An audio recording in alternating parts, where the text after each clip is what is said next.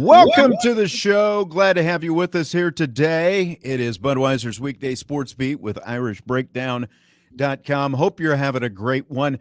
We're just going to jump right in. We've got a little mailbag stuff that we'll do in a little bit on the show. We'll answer some Notre Dame football questions submitted by listeners in our YouTube chat, but we're just right off the bat. For anyone watching on the YouTube, you can see that is not Vince, that is not Jesse, that is not Bobby. Go down the list. That is not Brian. There are a lot of people that is not, but who that is with me on the screen right now. One of the all-time greats, not just at Notre Dame, but college football as well. A college football Hall of Famer, a Super Bowl champion, a Notre Dame alum, of course, as well, and currently of CBS Sports, the great Aaron Taylor. How are you today, sir? Sean, I am great, man. If I was any more excited, I couldn't stand myself. I could smell the tailgate smoke going already. It is a few short days from kickoff, man. This is the best time of the year. I know. We're counting the days down, just 11 days till Notre Dame kicks off. And, of course, we've got other college football week 0 going on this weekend. We've got football in Ireland once again with a couple of Big 12 teams going at it. There's a ton of things that I want to talk to you about. But let's just start with the fact that you know, including your new YouTube series, I guess I should mention Trench Life, which we will get to specifically here in a minute. The Joe Moore Award, though, your offensive line coach, of course, when you were at Notre Dame, but you founded this award. And I've got to be honest, I'll plead complete ignorance. I didn't realize it until I started doing more background on you, that you actually came up with this award. I mean, it makes sense because he was your offensive line coach, but I mean, it's been around for what, a decade now. So like, go back to when this was kind of an idea. How did this idea come to fruition, and how did you make this whole thing happen? Well, Sean, don't feel bad. Your ignorance about me starting the award is on par with my ignorance to start the damn thing 10 years ago, because I don't think I had any idea what I was getting myself into. It's like the old expression, you know, when you shoot an elephant, how do you eat it? It's like one bite at a time. It's just right. been a grind for 10 years. But I got to say this, man, it's the award has invited us to embody the very principles of toughness and teamwork that we embody. And it's just been this incredible roller coaster ride of getting to celebrate not only who Joe Moore was, but what he represented, the principles he believed in. But it's got his family name, my family name, all of my professional relationships, all of my resources.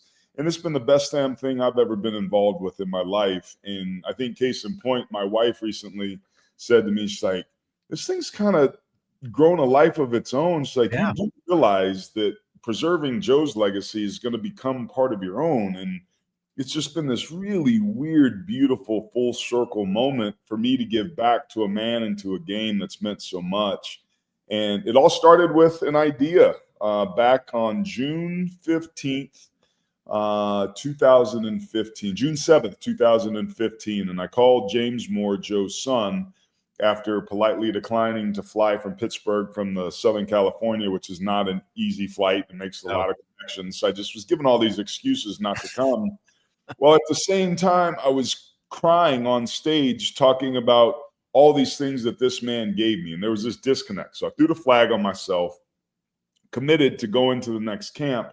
And in that conversation, Kirk Ferentz came up. Kirk Ferentz is the longest tenured coach in college football right now, played high school football underneath Joe in Western Pennsylvania, and tried to create an award in his honor. And that perked my ears up. And I had some energy around it.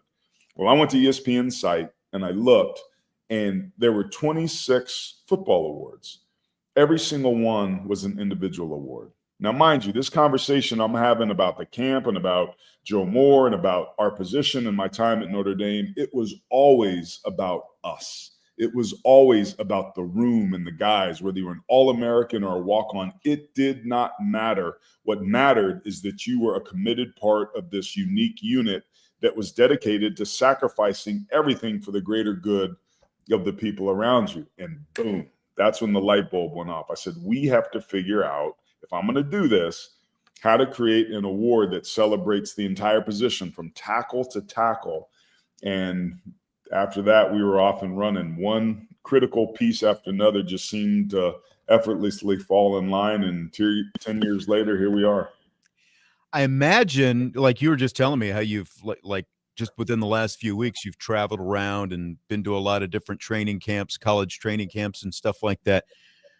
I imagine though, like doing something like this over the course of the season, identifying the best of the best in terms, because there are so many college offensive lines, obviously, identifying them and then judging them. Like, what is that process like, trying to go through that as the season? Because you're also obviously working as an analyst, doing other things with CBS Sports, obviously. Yeah, it's laborious, very labor intensive, because there's no stat sheet, there's no box score, there's no game Right. breakdown profile or notebook we can check after the fact. So we have to watch the film. Well, there's 134 FBS teams, 136 this year, whatever the hell it is. It keeps growing seemingly, but it's why a big reason why we don't do a watch list and we don't put out any sort of recognition until after week 6 with our midseason honor roll, because we have no idea, let alone the coaches don't have an idea of who's any good until at least then. So it takes a while, and the only way to do it is to watch the film from start to finish. Oftentimes, it takes 5 or 6 weeks to develop. Oftentimes, a unit will play much better as the game develops and will finish the game strong and be the reason the team won, despite the reason that they lost or were struggling, which is often the case until you can make the adjustments. Yeah. Younger players settle down and those sort of things. So there's no shortcuts. There's no way to cheat it. So we've got a pretty extensive voting committee, 13 of us, all that, are O-line experts, played or coached the position. And we watch tape all season long. We've got a text thread. We said, hey, watch Ole Miss. They've got, pretty good left side. The right side's coming. If they can continue to develop, they've got a shot. Somebody else will go watch that Ole Miss tape. Hey, what game should I watch? Watch Mississippi State, watch the Bama game, whatever. And that goes on and on and on throughout the season.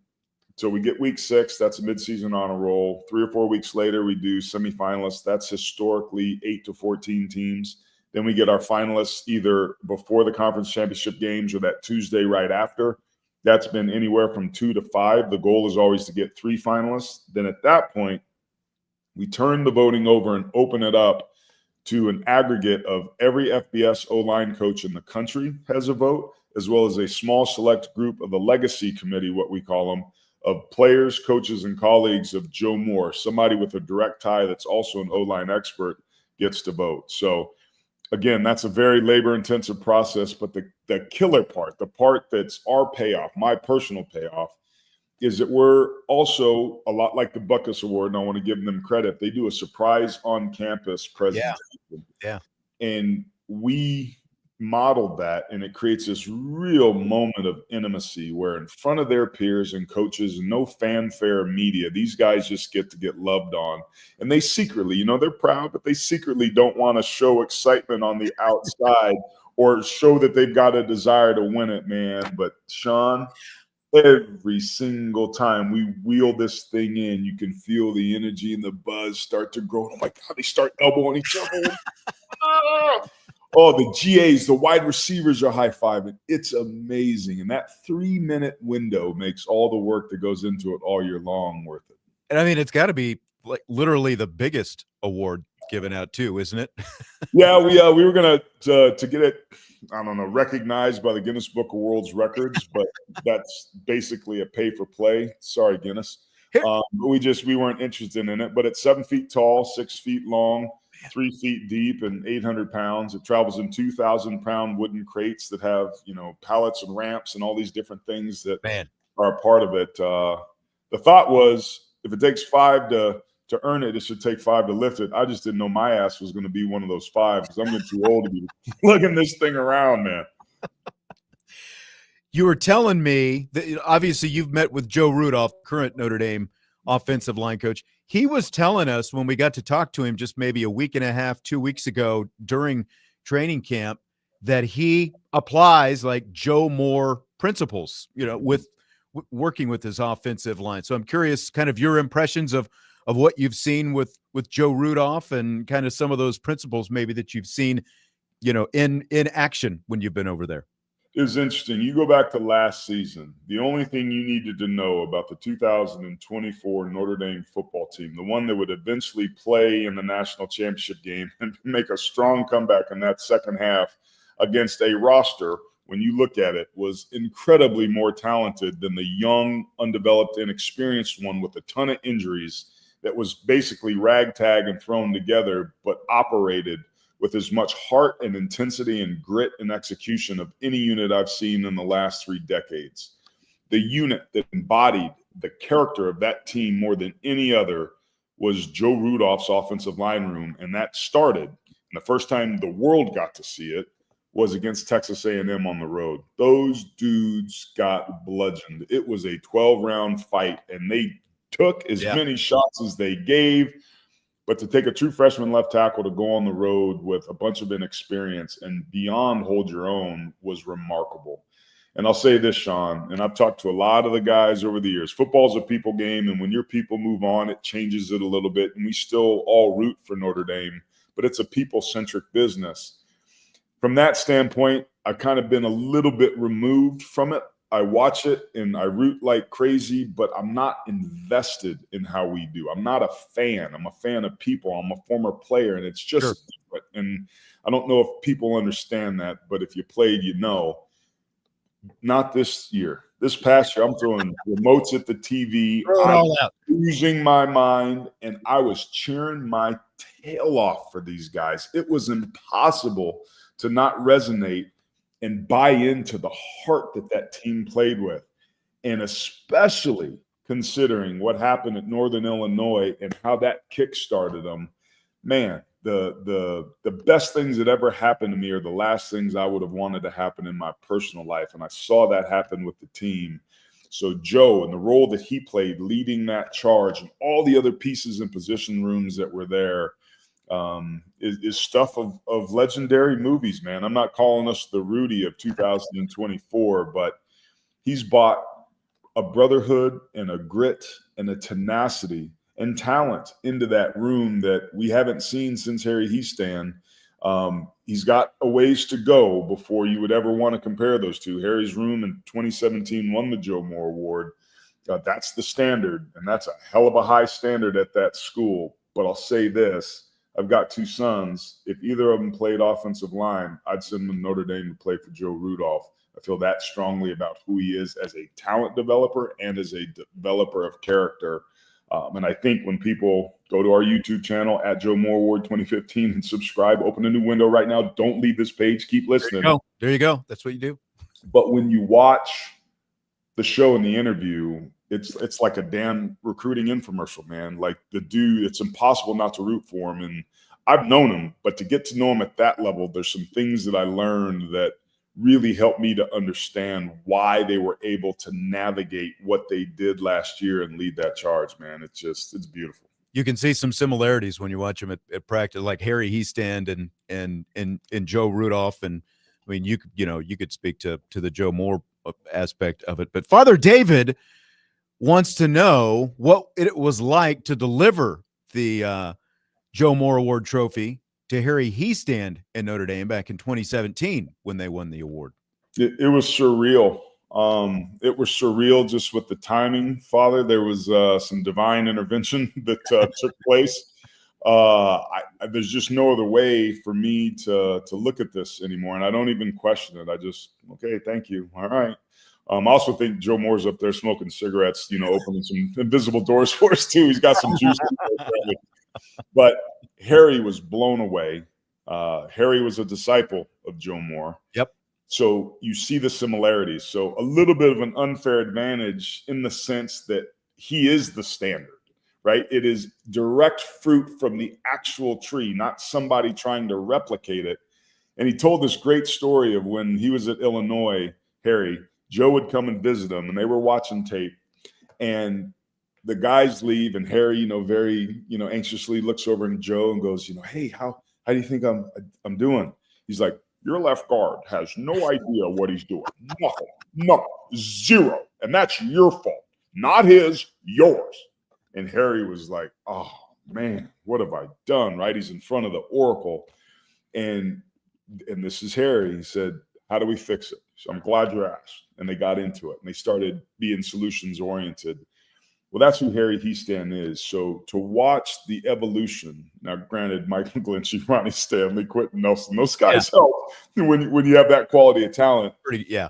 But the effort and the finishing and just their demeanor and mindset, they won because of that unit, not despite them. That in any good team I've ever been on, it's been like that. So the moment that we roll the trophy into the room, Brian Kelly calls Harry Heastan down, and he's up there writing notes, not even listening to what BK was saying, and looks up and, kind of walks down, and he sees me roll in this thing that's covered. And all the O-linemen are sitting in the front there in the Goog in the team meeting room, and the buzz starts that I was describing earlier. And it was that moment I started getting chills, and it was this full circle moment of going back into the place in the building, right? Loftus, it's attached. Yeah.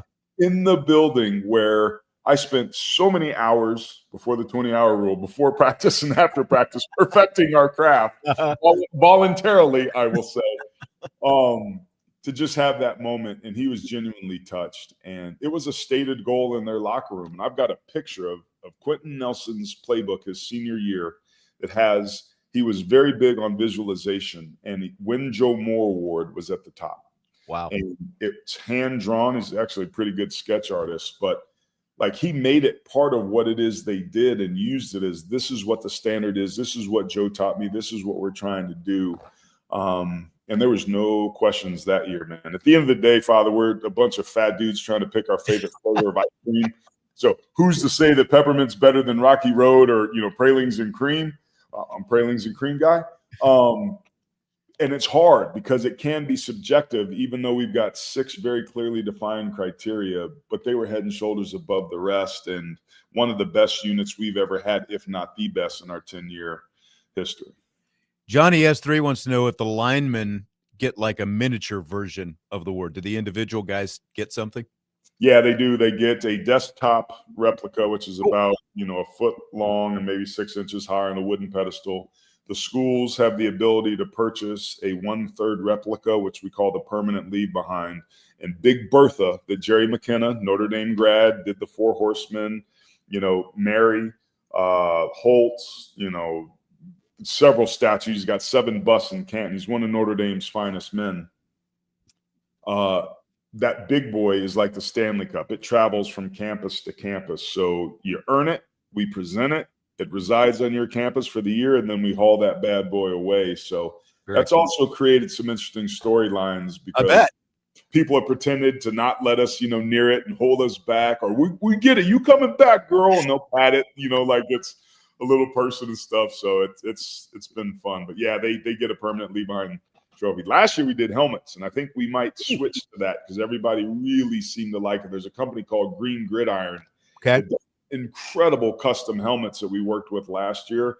I think that's going to be our best option moving forward. All right. Sounds good. Well, I'll have to be on the lookout for that. Maybe we'll see some of those helmets show up around campus here by the end of the season. Who knows? Who knows? Aaron Taylor, Notre Dame great, is with us. College Football Hall of Famer, Super Bowl champion, 2-time All-American at Notre Dame. So all of this, if you can't tell, Aaron Taylor is very passionate about offensive line play, and all of this that we're talking about ties into this new YouTube series that you're doing called Trench Life. Again, it's dropping tomorrow, right? On YouTube, Thursday on YouTube. So give us some of the details on this and what it's all about. Well, the impetus of this was we had a 10-year summit called 10 More Years down in Dallas in May, and we were trying to figure out organizationally how we make the organizational structure as real and as credible as the award has become. And that's 100% on me. So I called the meeting because I needed our board and some direction and some outside-the-box thinking of how can we create an economic engine to be able to support the award into perpetuity. Our goal from day one, Sean, was to be around as long as the game of college football exists, but we weren't and still aren't set up that way. We're set up to work year to year, paycheck to paycheck, hand to mouth. And that's, if I get hit by a bus, this whole thing's go away, and that just is not okay. So that's what I've been hyper-focused on. And one of the greatest assets that we have as an award as part of the voting committee, those 13 dudes are all on national television. Mike Golick Jr. just got named TNT's Big 12 lead analyst for their new coverage this year. Lance Zierlein writes every draft profile on NFL.com. You see him all over the NFL network. His dad was a 25-plus-year O-line coach. He grew up watching O-line tape. Jeff Schwartz, Duke Manyweather, and O-line masterminds. Brandon Thorne, on and on. Jeff Schwartz, on, and Cole Kubelik, the lead sideline analyst for the SEC network. Eric McLean for the ACC network. Like, all these dudes are the dudes that we're talking about watching film and talking to coaches. Phil Steele. And I said, man, if we could create a way to activate these guys and to take advantage of their expertise, what could that look like? So the vehicle is Trent's Life, but what it's really about, the show itself, is celebrating the unsung heroes and the brotherhood that binds us. There's not been a show that really got into the culture of not just what they do, but who these young men are, because the O-line's not for everybody, but it's not supposed to be. It's for those of us that are built different and are built for teamwork and are willing to sacrifice our egos and comfort for the greater good. So we're also a group that takes the game a heck of a lot more seriously than we take ourselves. So there's a lot of that's in there. The promo that I did is me wearing a CPAP, and I open the refrigerator and act like I get caught. And, I'm talking through my CPAP mask about, what the show is going to be. And it's just, we've had a lot of fun already. First episode drops tomorrow. We do a great breakdown using game film with Iowa State and Kansas State. That's a Big 12 top 25 matchup in week 0. It was the last game for each of these teams last year in the regular season. So it's just stuff that you're not going to get anywhere else. I had a host of interviews I did with, all of the top 15 offensive line coaches. I think 8 of the 10 previous winners, the Alabamas, LSU's, Notre Dame's, Michigan, like just a who's who of people. Went to Penn State's practice. That's what we're featuring tomorrow. They're going to probably at least have a semifinalist. Phil Troutwine is a great O-line coach. We go behind the scenes and take people and show them what practice is like and what we learned there about what that unit you can expect. So we've just got a bunch of stuff planned, but it's film room review and Big Ugly Spotlight looking at games. It's culture, it's food, it's stories. We kick the show off with something called First Step, because every great block starts with the first step, because if you don't get that right, you spend the whole rest of the block trying to catch up and make it right. So it's whoever the guest hosts, whatever's on the top of his mind that's topically relevant. So everything we do can be accessible by coaches, players, professionals, casual fans, or O-line junkies. There'll be something for everybody, but it's just a show that celebrates what this position is about, and we're really excited. We're just getting started. We'll get better as we go, but there's things on there already I know for a fact that nobody's seen or is doing, and it's information people just can't get anywhere else. So it's my hope and my goal for our award is to be the most impactful and most visible award in college football in the next decade. And I think with this YouTube presence and the podcast show and what we're doing with Trent's Life, we've got a really good chance to get there. And this is all at the Joe Moore Award YouTube channel? At Joe Moore Award 2015. That's our inaugural year. Go there right now. Again, don't shut out of this. Open a new window. Refresh it. At Joe Moore Award 2015. Go ahead and subscribe, please. We can't do this together. Every huddle's better when we're all in it together. So we're excited, man. It's going to be fun. All right. Awesome. So we've got a request for a Lou Holtz impersonation. He's saying maybe talk about fumbling compared to losing money on the way to the – I was thinking, we've got Notre Dame, Miami coming up. You were on the Notre Dame – you were a Notre Dame player, a freshman, I believe, the last year of the official rivalry, I think, the last before the series actually ended. I think they played 4 times since then. So if you're up for a Lou Holtz impersonation, maybe something Miami related, I don't know. It's up to you. Well, Sean, let me tell you what, okay? Aaron Taylor, he's the reason I never want to recruit California again. He gets to my drill and everything goes haywire. Son, let me tell you what. The Miami Hurricanes, I'm going to lose it now because I'll keep going. Some incredible stories about Coach Holtz in that Miami game. Everybody knows the Save Jimmy Johnson for me that happened. Right. That's one of the all-time lines of history. But me personally, I'd worked my way up to second string behind Tim Ryan, and he was playing against Russell, Maryland, and it was a particularly hot game. And somewhere in the middle of the second or third quarter, Timmy comes off the field and starts throwing up. And I'm like, oh my gosh, Timmy, are you okay, buddy? Like, are you okay? He's like, I don't know. I don't know. I don't know if I've had a moment more religious than that one. The amount of Our Fathers and candles that I lit mentally at the grotto in that moment, please asking the Lord and the football gods and everybody up to please put your healing hands on Tim Ryan and heal him so he could go back in the game so I didn't have to play against Russell, Maryland. Oh my gosh, man. So the Lord answered my prayers, thankfully. He goes back in, but it was these moments of these games. Before that, we had Michigan underneath the lights. And I remember being a true freshman, and I had earned the right to dress during the game. And we go down the steps. I tap the sign, we go down the steps. And I remember being on the field in pregame and looking at Michigan players walking by as a fanboy. I'm like, there's Michigan and those ugly helmets. Like, they're right there. Like, real football players, not our guys, like actual football players. And just how wide-eyed me and Bryant Young and Jerome Bettis and, all these other future Pro Football Hall of Famers, we were just kids. And that season just moved at a lightning pace. And I bet. It was amazing, man. So I think we're going to smoke Miami for what it's worth. Put me on record, take a picture. All right. Hot take. So much for keeping that neutral stance, right? Neutral. Come on, I'm an analyst. That's my opinion. All right. Aaron Taylor, Notre Dame great, college football Hall of Famer, Super Bowl champion from the Joe Moore Award. And again, tomorrow, Thursday, August 21st, the new series on YouTube drops, Trench Life. Get in there and check it out. Aaron, appreciate your time. A lot of awesome stuff. Thanks so much. Yeah, thank you, Sean. Go Irish. All right, take care. That is Aaron Taylor. We'll take a timeout. When we come back, we'll get to some of those mailbag questions, Notre Dame football and more. It's all coming up. Budweiser's Weekday Sportsbeat with IrishBreakdown.com.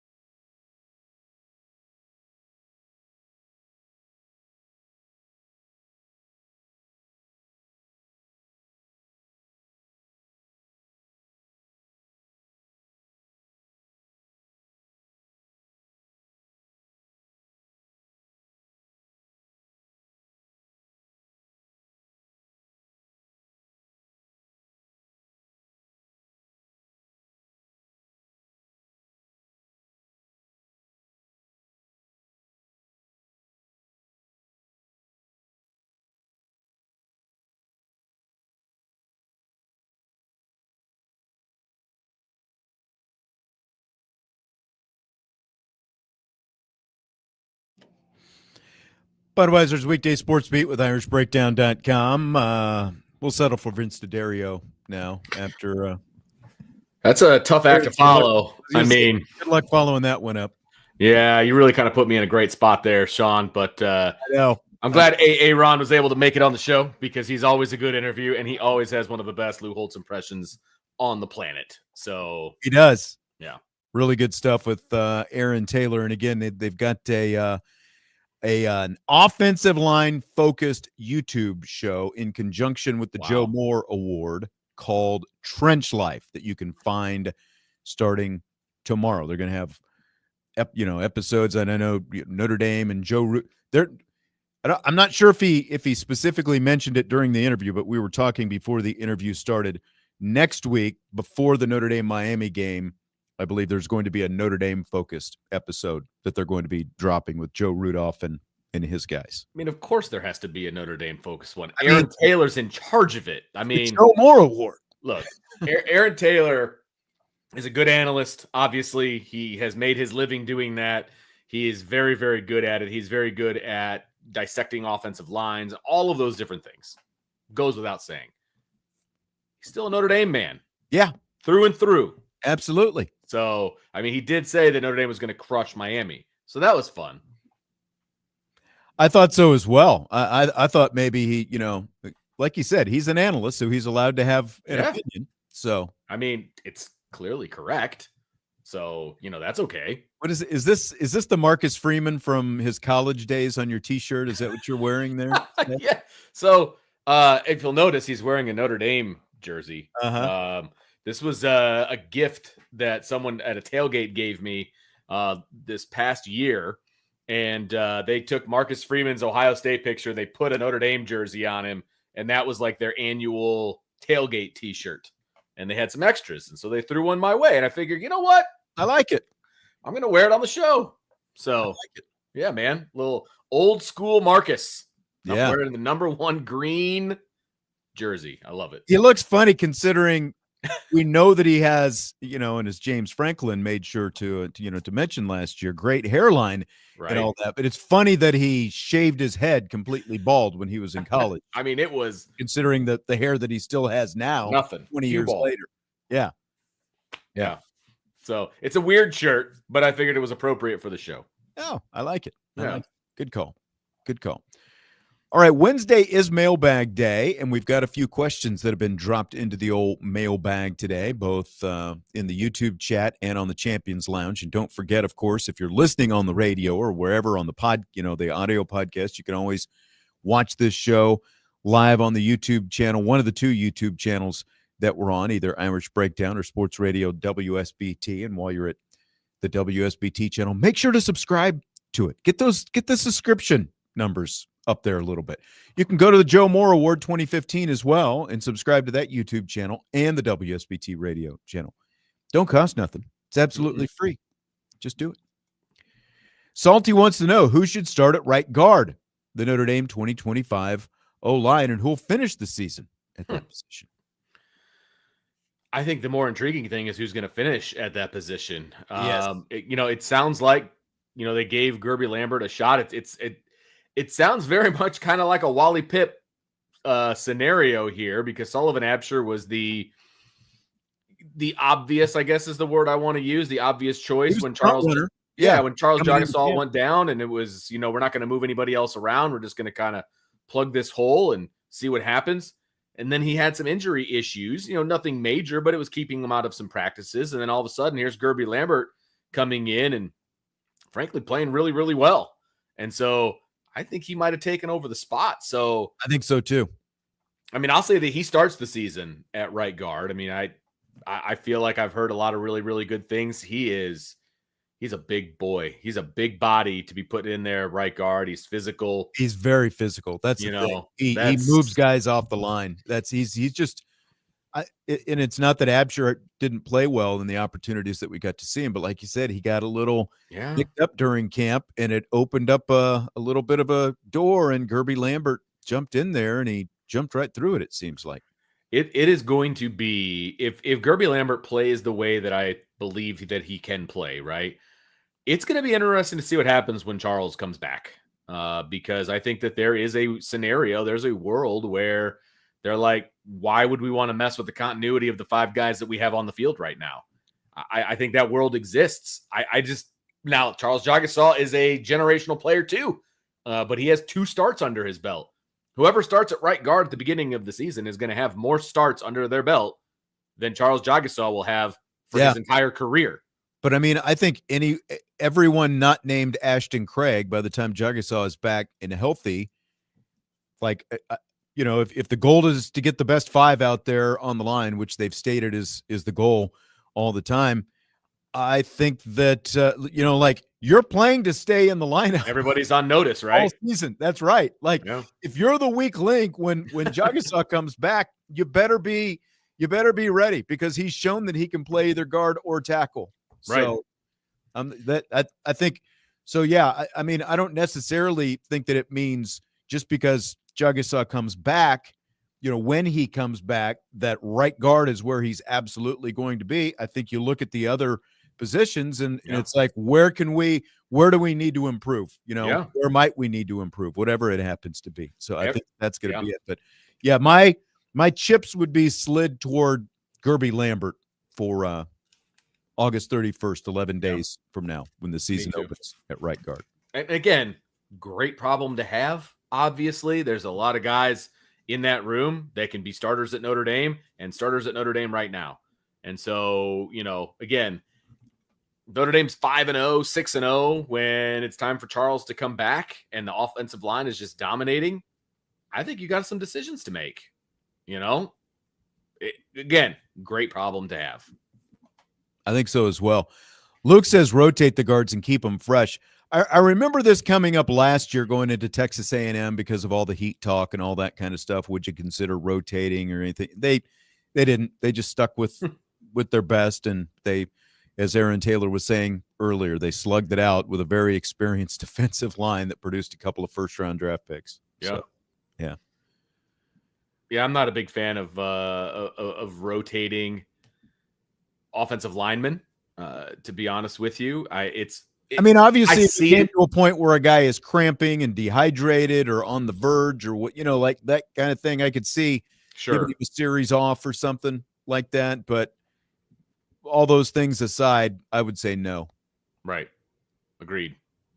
I mean, honestly, I would, and I wouldn't doubt it if they do this, start giving these guys IVs a couple days before they go down there to make sure that they're more than hydrated when they go down there, fluid IVs. Yes. Yeah. Another question in the YouTube chat. Will the closeness of the quarterback competition help or hinder Kenny Minchie's chances of remaining Irish instead of transferring? Low. To be perfectly honest with you, this is 2025. And, Kenny Minchie is a really good quarterback, and he is going to command good money. I mean, not that he's not getting paid good money at Notre Dame, because I'm sure that he is probably getting paid more money than I make in a year. But I think that he's going to command a higher dollar amount, number one. And number two, he's going to be able to start someplace. And there's no guarantee that he's ever going to have a chance to start at Notre Dame if CJ Carr is who we think he is. Right. Why would you not want to start? You don't want to go to the NFL draft never having started a game. So he's going to want to go someplace and start. And I would have no ill will towards Kenny Minchie if that's what he decides to do. It's just unfortunate that one of these guys was probably going to end up transferring if he didn't win this competition. Correct. It stinks. You don't want to lose either guy. But it's just the way it is. But it's reality. It's the world we live in. There's a transfer portal. There's NIL. There's a lot of money out there. And for Kenny Minchie, he's in year 3 now, even though he's a redshirt sophomore, but he's in year 3 in college. So if all things stay the same over the course of the season, CJ Carr remains the starter, plays to CJ Carr levels, and there's no opportunities here for Kenny Minchie, it makes complete sense that December is going to roll around and his name is going to go in the transfer portal. Or if Notre Dame is in the college football playoff and he's, he wants to stay with the team and, be, the number 2 quarterback and maybe have a package. I guess, all these things we'll find out as the season goes on. So, so maybe he waits until after the season and a playoff run ends to go in the portal, wherever it is. I would not be expecting Kenny Minchey back if all things stay the same and CJ Carr is the starter. I combine the two words throughout the season. Yeah, and I think, we kind of talked about this a little bit yesterday. I think that leash is going to be fairly long for CJ, and so unless he struggles for like 4 or 5 straight games and is just not doing what he needs to be doing, I don't know that there's going to be much of an opportunity for QB2.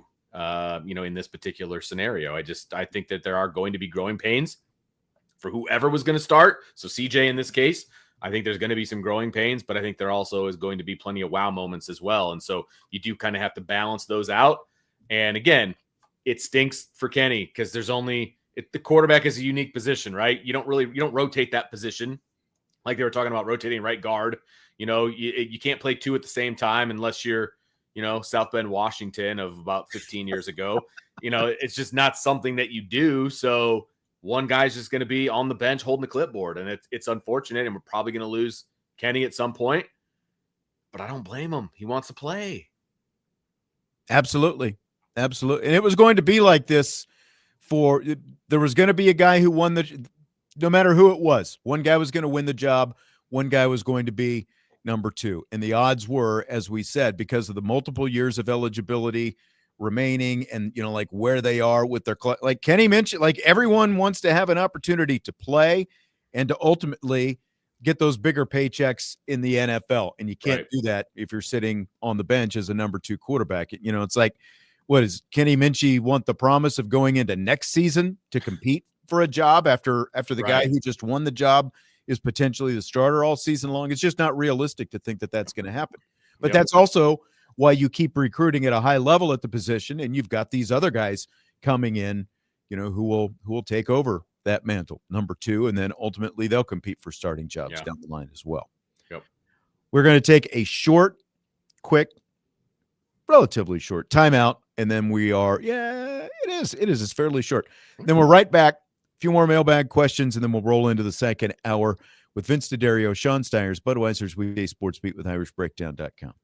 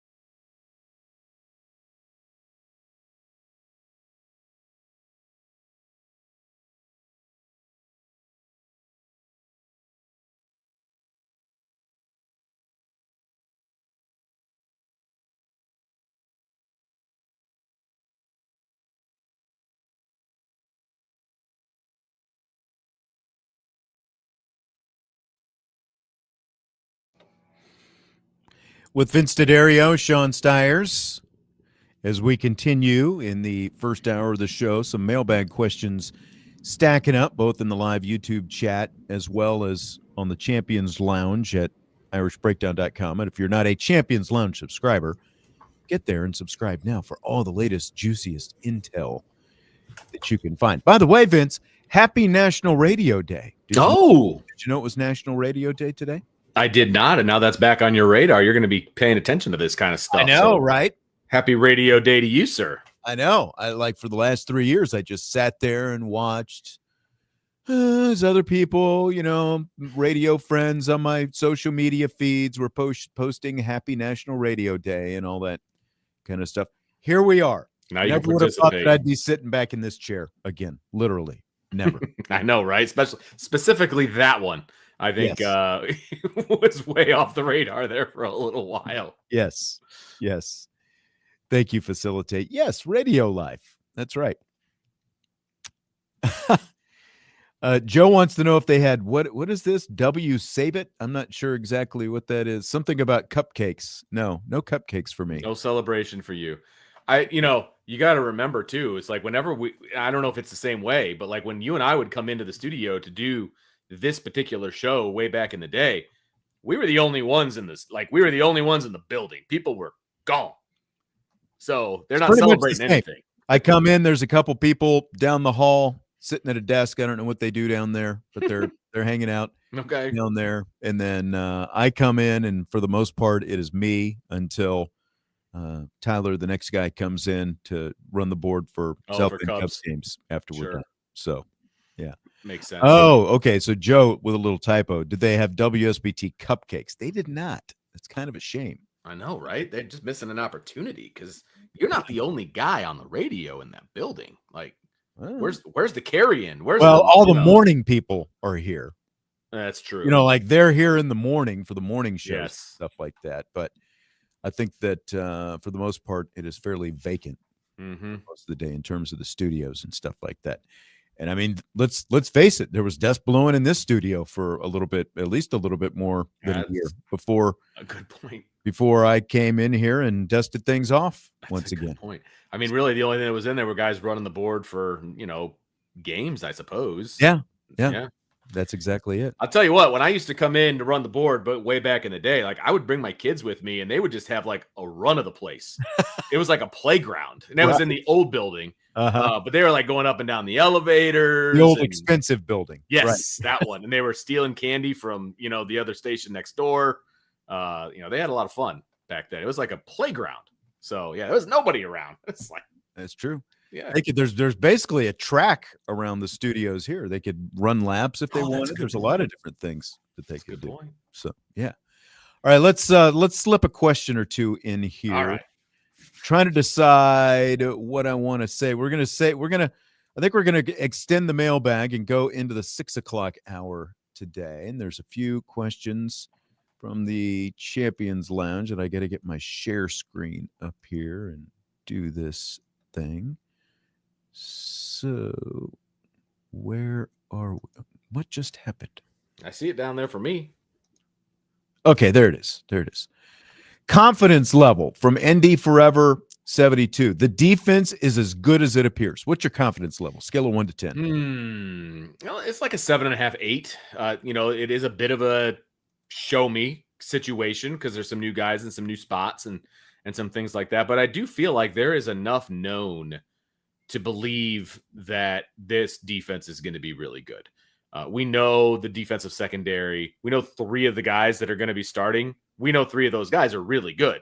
And I feel like the 4th guy is going to be just fine. You know what I mean? So like the secondary is like a check mark for me. You add in there Devontae Smith, and I think that's also a check mark there at the nickel position. Yep. Linebacker. I think we're all confident in linebacker. And that nickel, by the way, is going to be on the field quite a bit. Like 100%. we're going to see less Rover, I think, this year than we've seen since Marcus. Basically the Rover goes back to the Brian Kelly days. We're going to see a lot less Rover this year. More just traditional 2 linebacker type stuff. Yeah, because whenever we talk about linebackers, it's usually the duo, not a trio. If you will. So, and then the defensive line, I mean, some of the guys obviously are coming back from injury and some different things, but like they're just so fast and athletic that you feel good about where this defense is. I'm not going to go out and say, oh, they're going to be better than they were last year, or, anything like that. But they're going to be really, really good with the possibility of being better. I agree. My confidence level in this defense is an 8. And I would say it definitely starts with the secondary, and then you work up with the linebackers. I think both of those levels are going to be great. There are questions with the defensive line. It's mostly because of some inexperience, though. And Beefeater is asking, what are the projected defensive lines? Like, it's a little bit of a toss-up for me in terms of who's going to start on the ends, I think. And Marcus Freeman was asked a question about the defensive end, somewhat confusing question about the defensive ends at his press conference the other day. But he didn't necessarily, he basically said, look, we've got a lot of depth there. And like he mentioned, Logan Thomas as an example of someone who can come in and rush the passer. I'm pretty confident we're going to see Onye and Dawson starting things out on the interior.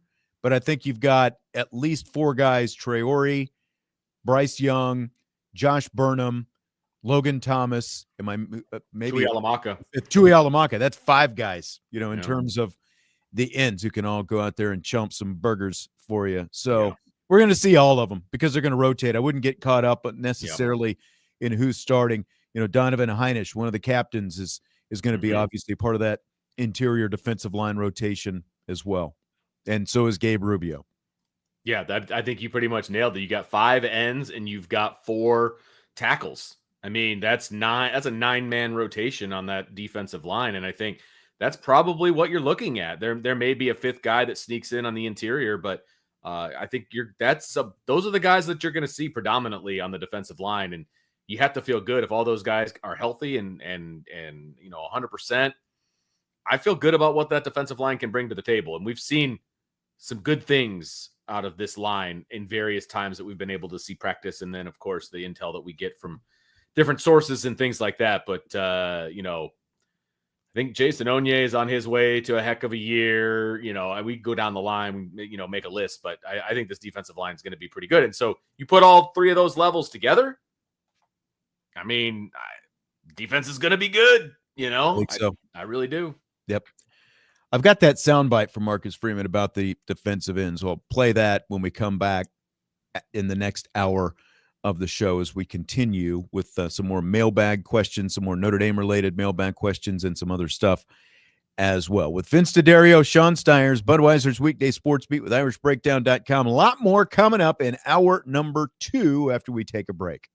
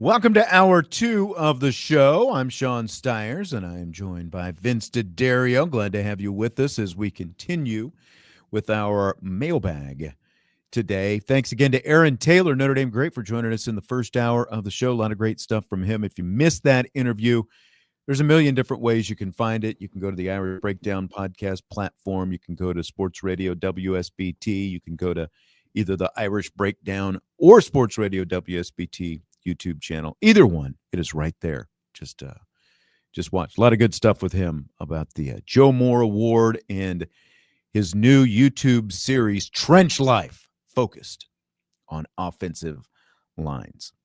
So I found the Marcus Freeman clip from the press conference the other day. He was asked about defensive ends. We were talking about defensive ends just a minute ago. Here it is. Yeah, they're deep. We have a lot of guys out there that we're confident in that have either played or, like Logan Thomas hasn't played. We got a lot of confidence that he can go in and rush the passer. But you got to play the run too, right? We're not just saying, hey, go in and rush the passer. The offenses run the ball. And so Botelho's progressing back. He's been out in practice a little bit more. And we'll see when he's cleared. But he's itching to get back here as soon as he can. Pretty interesting about Jordan Botelho. I mean, we've seen him practice every time we've been out there during, when we were out there during training camp. He was out there practicing, and he looked pretty good. And it sure does seem, Vince, like he is going to be back out on the field much sooner than we originally thought. Oh, I think you're going to see him August 31st. I mean, I have no ties to the training staff or anything like that. They're not telling me this, but just based on what I saw him doing against a sled on that very first day that we were there, it leads me to believe he could have been arrested for abuse of a sled. Well, I mean, and it just the fire that he had and the force that he was using, and that was already 3 weeks ago, almost 3 full weeks ago, and you still have another 2 weeks. So I just feel like I would be shocked if I didn't see 12 on the field. I think he's going to, and it may not be as much as he will eventually get to, but I do think he's going to be on the field, and I think he's going to make an impact in this game. By the way, Tommy in the YouTube chat, he says, I'll tell you what, one benefit of the commercial breaks is the much quicker ability to catch up to live when you're behind. See, it's basically like a DVR in your YouTube channel. You can join in late. You just skip right past everything, and there you are. You're caught up to us now. Tommy has always been such a glasses half full kind of guy. So yeah. I appreciate that perspective from Tommy. Yes.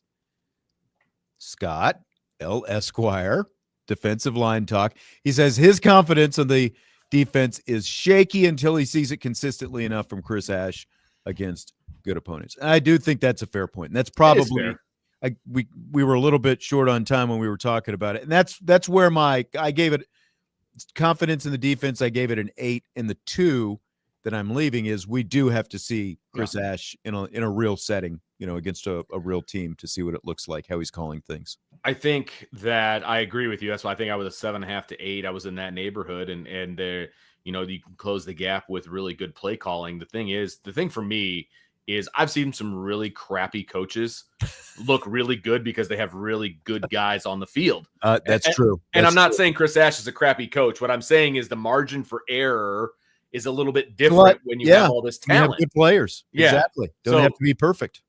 Yeah. So I still think the defense is going to be really good. Now, if Chris Ash is an elite coach, then that defense just gets better, right? And so regardless of all the play calling, all that, I think the defense is going to be good. Chris Ash can take them over the top. I think that's the difference for me. It's not going to be the defense is awful because Chris Ash is now in charge of it. You know what I mean? Because there's just no way that this conglomeration of players and the depth of these players, they're going to be bad no matter what scheme they're, using. So, yeah. And then on top of that, we have seen the defense show out all during fall camp against what we think is going to be a pretty decent offense.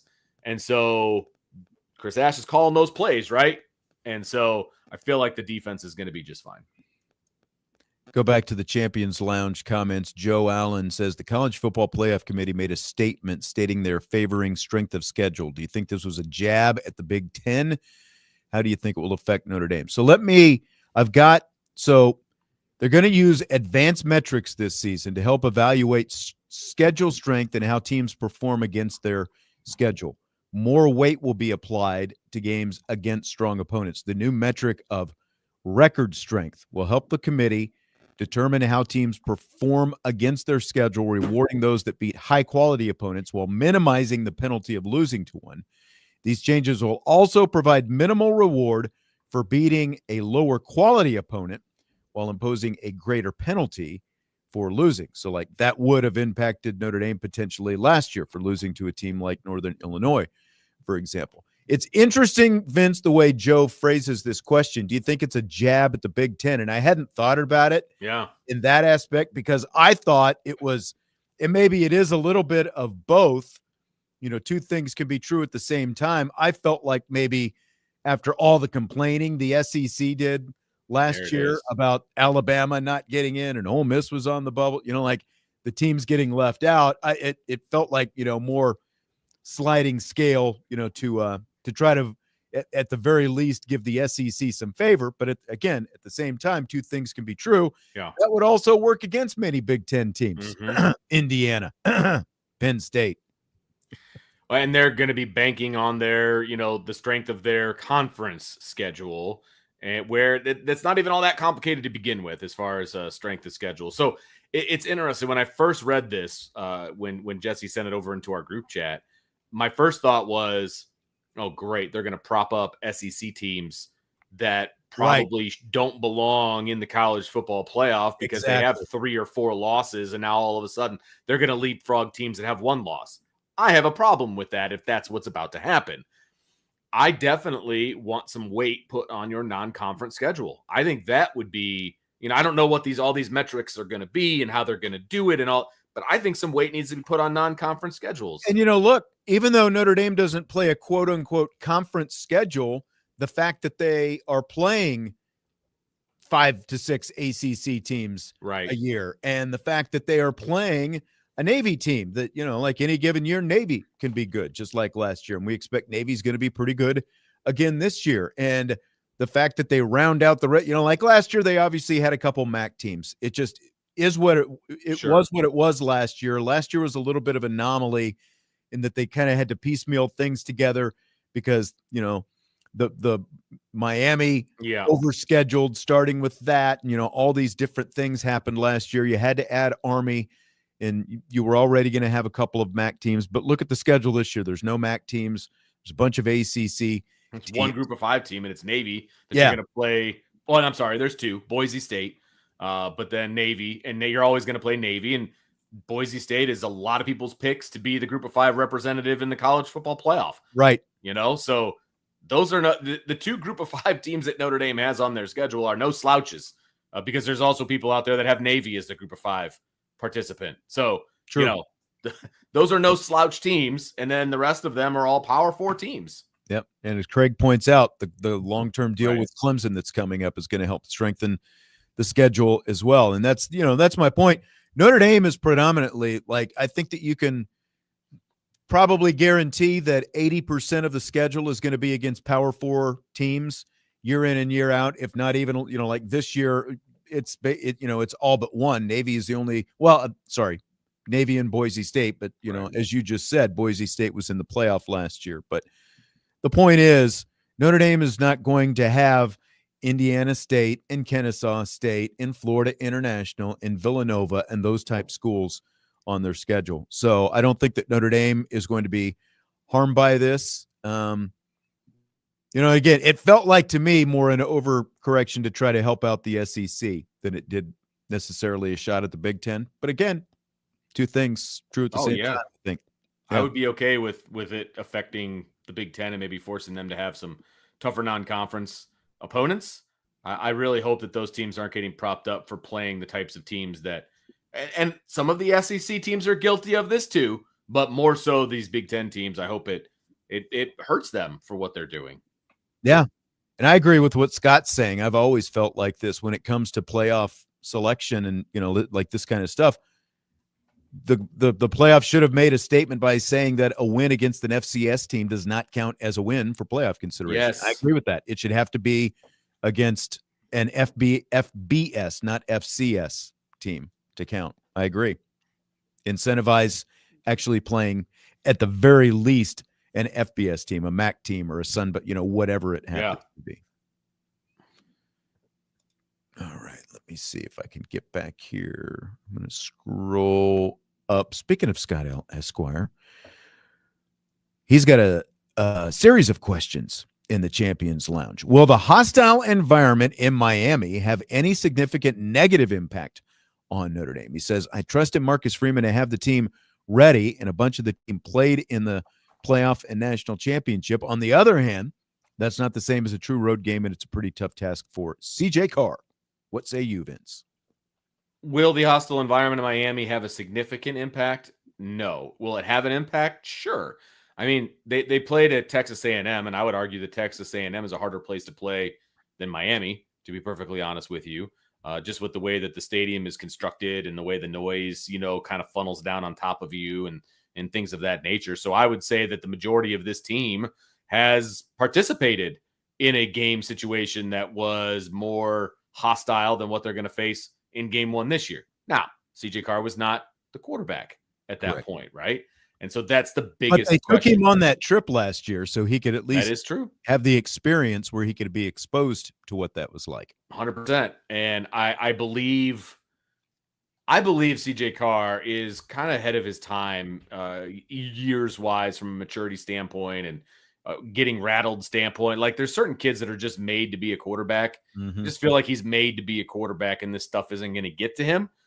Hopefully I'm right in that assessment.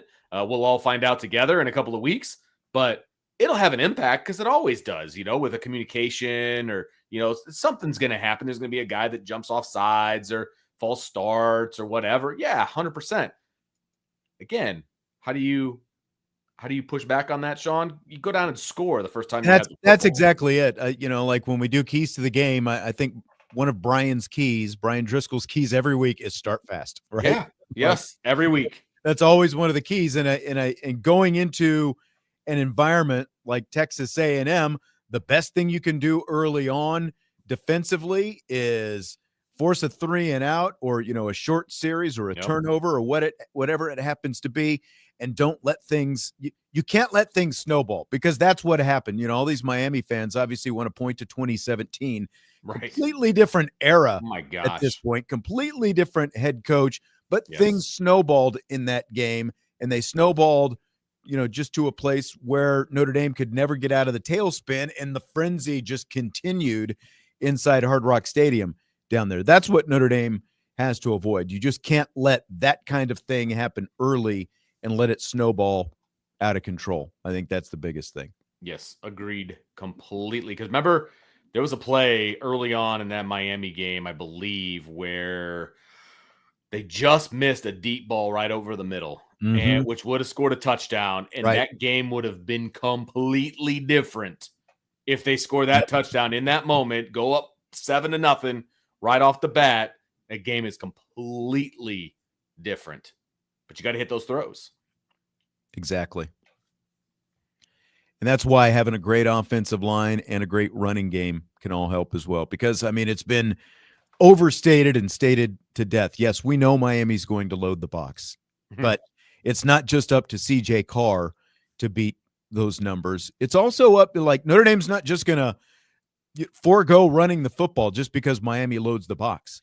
There are going to be times when Notre Dame goes up to the line of scrimmage and goes, okay, can you beat us? And with that offensive line and with Jeremiah Love and Jadarian Price, and it's going to come down to that as well.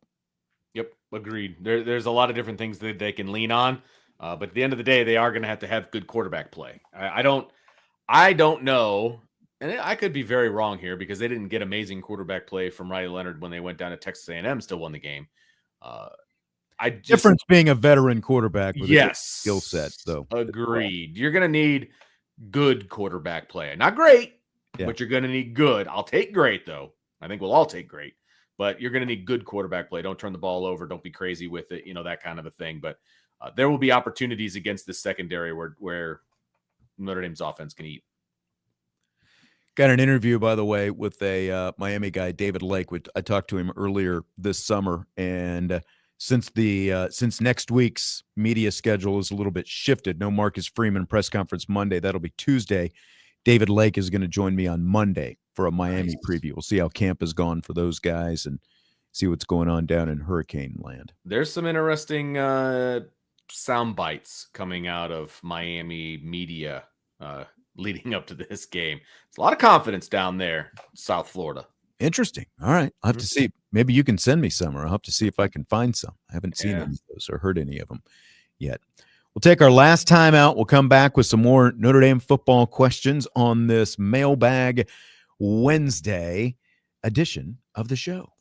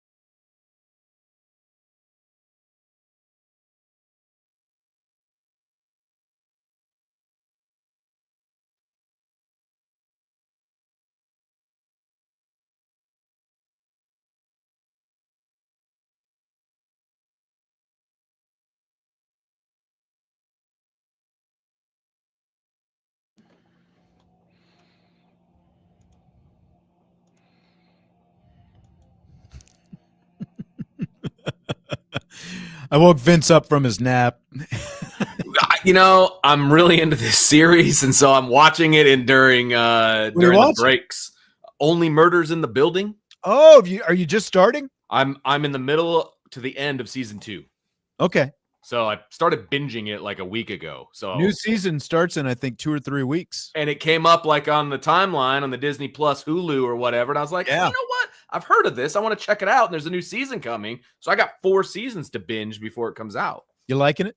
I am enjoying it. Yeah. I love a good murder mystery. I'm a sucker for that. Steve Martin Short. And those guys are hilarious, frankly. So I'm all in, man. I'm all in. Crazy how that one built, you'll see as the seasons go on. It's like crazy things just keep happening in that building. I love the secret passageways, and I mean that's pretty cool. I mean, I don't think I'm giving anything away if nobody's seen the I remember when the last season ended, I kind of started, I was like, man, it's like, it sucks that you get through the whole season. It's like, I want more. So I started rewatching from the beginning. And I think I got maybe to the middle of season 2, and then like some new shows started. So I kind of left it. Yep. But I might have to go back and keep rewatching leading up to, I think it's season 5 that's coming up. Yes.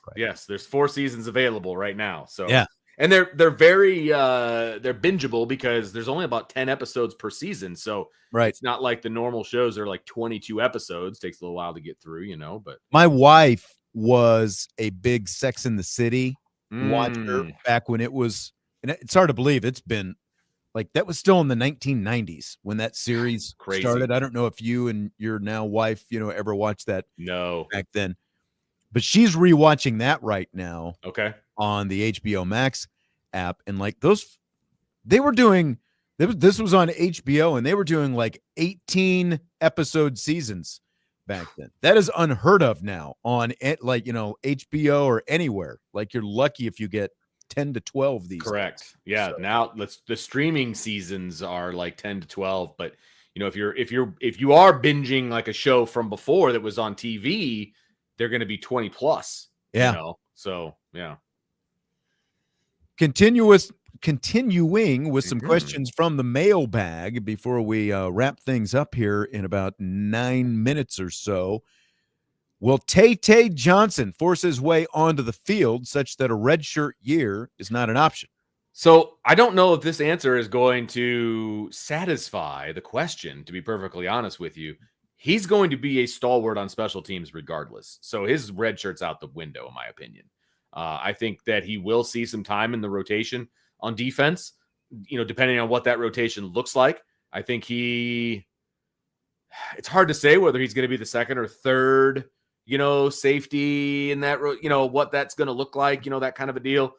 But I think he's going to be very, very crucial on special teams. So I don't think he's going to redshirt. I don't think that's going to be an option, but I don't think it's for the reason that Salty put this question in for. Yeah. I mean, Marcus Freeman said the other day, all 4 of those guys are going to play. When he was asked who's going to start next to Adon Schuler, and the 4 guys in question are Jalen Stroman, the Virginia Tech transfer, of course, for people who aren't familiar with the name yet, Tay Johnson, who redshirted last year, Jadon Blair, and Luke Talich. Those are the 4 guys. Marcus Freeman said they're all 4 going to play. And like you said, like Talich and Johnson, I think right off the top, they're going to be on a bunch of special teams, even if they're not out there on the field. But I still think that they're going to be. It's going to be interesting to see how they handle that safety rotation, because there are basically, if you include a Don Schuler, you've got 5 guys right there who can all go out and play. Yeah, 100%. And that's why I'm saying I don't know what the rotation is going to look like, because you've got multiple guys that can help you out. And almost any other year would be in a very, lot playing time rotation. You know what I mean? So I just don't know what that, because I've heard when we were there in the first practice, we didn't see a lot of Jalen Stroman, right? But it sounds like he's really starting to come on now that he's gets the playbook and he's been, with the defense and all those kinds of things. So it feels like he's kind of leaped ahead of the other 2 guys. And so, again, what does that look like on a game-to-game basis, especially in the first couple? Scott's asking what number Tay Johnson is. Number 9. He is number 9 is the number. Yes. I don't know why I thought 16 before Craig put that in the chat as well, but it is 9. You're right. Yes. Let me double check my roster here. Let me see if I can find it. Yes. Tay Johnson, number 9. Did you notice they stopped doing the year in, like academic year? Yeah, that's annoying, year of by the eligibility way. On the roster? That's annoying. I like to know those things. I know. That is very frustrating. So you have to click on the bio now to figure out how long they've been at the school to figure out what they're yeah. Exactly. Have they already redshirted? Is it still? Yeah. You're killing me. I know. Well, I can't keep them all straight. Who's redshirted? Who hasn't? Another question. Over the course of the season, what will be the offense's core identity? Will it be using passing and quarterback decision-making to attack matchup disadvantages, a core set of plays / schemes, or something else? I think it's going to be – go ahead. Oh, no.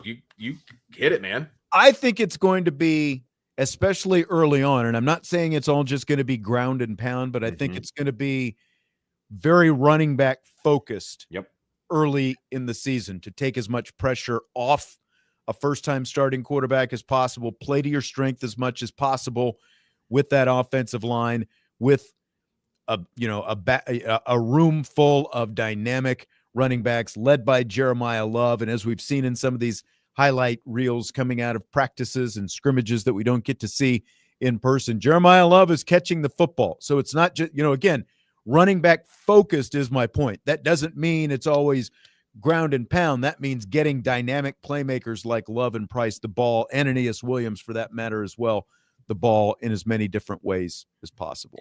Yes, I completely agree with everything that you just said. I mean, I think that the quarterback will get better and better as the year goes on, but teams are going to load the box too. And so they are going to count on the quarterback to make some plays and make some decisions and put it over the head of the defense to loosen them up a little bit. But the question is, what is the offense's core identity? It's run the football. And then play action, RPOs, those kinds of things. And sometimes it's just going to be drop back and chuck it deep. Because he has the arm to do it, and they've got the wide receivers that can win some 50-50 balls. So, but the core identity is going to be running the football. That's not going to change. Marcus Freeman is still the head coach here, and they're going to throw the football. Don't get me wrong; they're going to throw it a lot more than they did last year. Core identity, though, run the football. Right. Exactly. Salty wants to know, will Notre Dame Stadium alcohol sales make South Bend a more intimidating place for visiting teams to play? Man, it's a great question.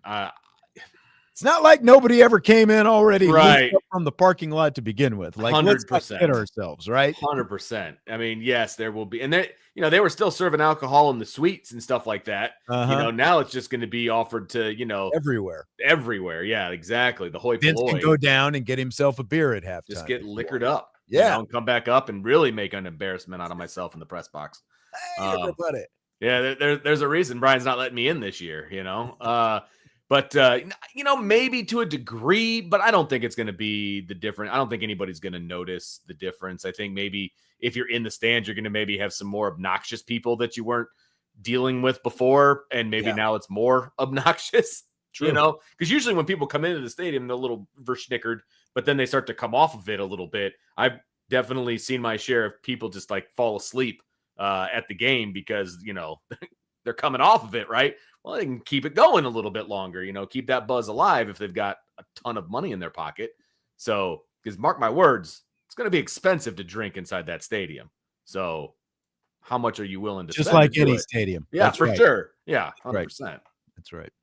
Craig wants to know if the Miami guy that's going to be coming on next week is delusional like some fans. Can't answer that question, but I will say when I had him on in the summer, I can't remember if all of it was, I think some of this was like when we were talking, when we weren't recording the interview, he watched Notre Dame's spring game and he was very impressed with the talent on the roster that Notre Dame had. He was very complimentary of Notre Dame when we were talking. So he didn't come off, as an over-the-top homer. Now, maybe he feels a little bit differently after watching them in training camp or whatever. I guess we'll see. But we're doing the old we're taking turns. He's going to be a guest on mine and I'm going to be a guest on his kind of thing. There you go. So So you can be an obnoxious Notre Dame fan. That's right. On his show. That's right. People can rip me when I'm done. Salty also wants to know, are the Dallas Cowboys still one of the NFL's crown jewels, and can Jerry Jones keep Micah Parsons from upending the team? This is a question for you, buddy. By the way, Netflix just dropped the Jerry Jones. Is it today? Dallas Cowboys. It dropped 2 days ago, I think. Yeah, it is out. I watched the first 2 episodes last night. Good? Very good. Okay. I do want to watch it. I do want to see it. You grew up in the era of the the trip. Why I hated the Cowboys. Stuff. That's exactly. Hated them because that I'll was like. Say this. The Dallas Cowboys are worth over $9 billion. Yeah. Billion with a B. So, like, said it all along, on-field product aside, he has the most valuable sports franchise in North America, if not the world. I don't know if like the soccer clubs and all that stuff overseas, but crown jewel, yes. When your franchise is worth over $9 billion, it's absolutely one of the crown jewels. Love him or hate him. Yeah. The Micah Parsons thing, he's not going to upend the team. The only question is he going to stay with the team beyond this year? He's under contract this year. They can franchise tag him still after next year. And what happens then, I don't know. But, listening to some of the Cowboys people, they think that they're going to get a deal done with Micah Parsons. But it's not like Micah Parsons is not a distraction to the team. This is a Parsons, Jerry Jones thing is all it is. And remember, I was answering a question about this. Don't come at me for talking too much Cowboys. It was a direct question about the Cowboys. Right. All right, we're going to have to wrap it up with that. Vince? Do I have like 20 seconds? That's it. Okay.